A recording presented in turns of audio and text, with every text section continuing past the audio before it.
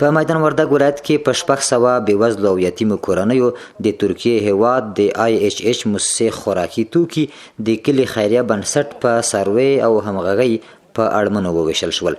د کلي خیریه بنسټ مسؤلین وایي دوی هڅه کوي چې اړمنو او یتیمو کورنیو ته د نورو خیریه بنسټونو مرستې راجلب کړي او پر وینا یې چې د بېوسه کورنیو لپاره د کاري زمینې برابرولو پروګرامونه هم لري.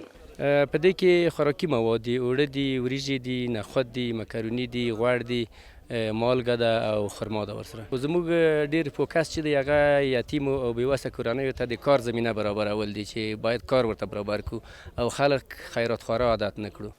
بلخوا د دغه ولایت د شهیدانو او معلولینو چارو ریاست مسؤلین بیا وایي د 3000 یتیمو کورنیو ډیټابیس یې چمتو کړی او په یاد ولایت کې د شهیدانو کورنیو او یتیمانو سره مرستې دوام لري. تقریبا 3000 کورنۍ د یتیمانو موږ ډیټابیس کړی او هغه ته حواله کړی. عملا دی د بانک نه خپلې پیسې اخلي. دغه د موږ کار په جریان لري.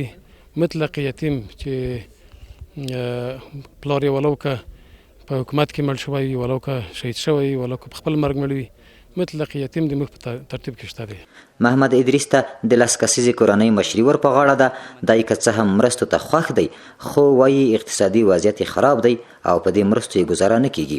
پلار نشته دی او اقتصادي وضعیت ډېر خراب دی. مشر ورور یې زه یم او د کور سرپرست هم زه یم او په کور کې 10 نفره یو چې هر وخت د موږ سره ودرېږي او موږ سره کمک وکړي. دا چې موږ سره مرسته وکړو هغه څه وکړو مایبونې ده خو په هغه د ویلو ده چې د دغې مرستې یوه برخه تېره اونۍ په کابل ولایت کې په 1000 بېوزلو او یتیمو کورنیو ویشل شوي دي او د دغه موسسې د مسؤلینو پر وینا چې د اړمنو سره به یې د مرستو ویش دوام لري.